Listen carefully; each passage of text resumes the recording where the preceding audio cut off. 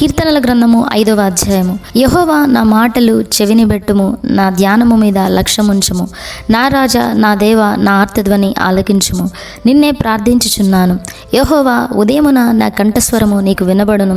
ఉదయమున నా ప్రార్థన నీ సన్నిధిని సిద్ధము చేసి కాచియుందును. నీవు దుష్టత్వమును చూచి ఆనందించు దేవుడవు కావు. చెడుతనమునకు నీ యొద్ద చోటు లేదు. డాంబికులు నీ సన్నిధిని నిలువలేరు. పాపము చేయు వారందరూ నీకు అసహ్యులు. అబద్ధమాడు వారిని నీవు నశింపజేయుదువు. కపటము చూపి నరహత్య జరిగించువారు యెహోవాకు అసహ్యులు. నేనైతే నీ కృపాతిశయమును బట్టి నీ మందిరములో ప్రవేశించెదను. నీ ఎడల భయభక్తులు కలిగి నీ పరిశుద్ధాలయము దిక్కు చూచి నమస్కరించెదను. యెహోవా, నా కొరకు పొంచి ఉన్న వారిని బట్టి నీ నిత్యానుసారముగా నన్ను నడిపింపుము.